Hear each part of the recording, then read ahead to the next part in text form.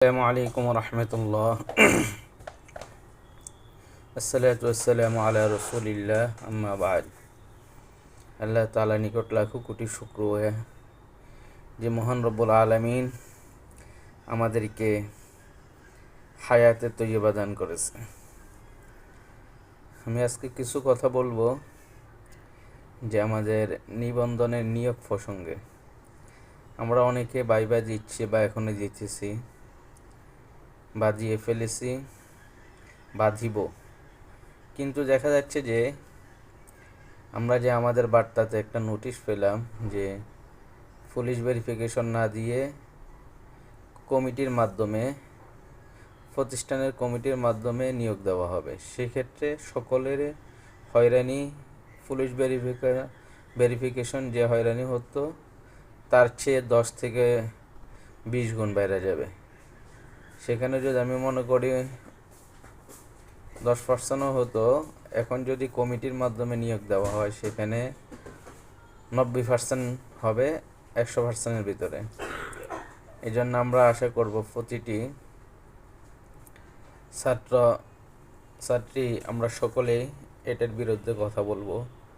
কারণ আমরা যদি এখন কথা না বলি তাহলে তারা হয়তো এটা শুধরে নেবেন না।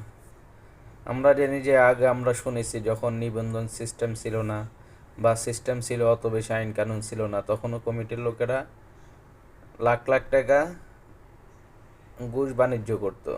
যাদের কাছে তারা ঘুষ পেত তাদের মাধ্যমে বেশি মোটা অঙ্কের টাকা পেত, তাদের মাধ্যমে তারা নিয়োগ দিয়ে দিত।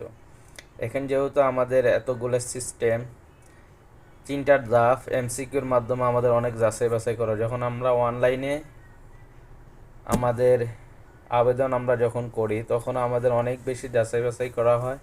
তাছাড়া যখন আমরা দ্বিতীয় ধাপে এমসিকিউ পরীক্ষা দিই তখন আমাদের ম্যাক্সিমাম যে কলেজগুলো আছে উন্নত মানের বিসিএস যাদের পরিদর্শন থাকে তারাই আমাদের যাচাই বাছাই করে পরীক্ষাগুলো নেওয়া হয়।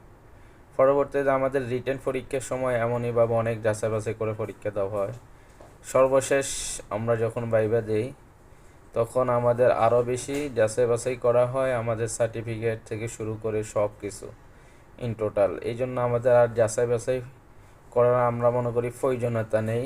তাছাড়া আমরা যদি জানি কেউ অসাধু কোনোভাবেই শিক্ষক হয়ে গেল তখন আমরা আমাদের মধ্য থেকেও নিজেরা তার বিরুদ্ধে আমরা কথা বলি।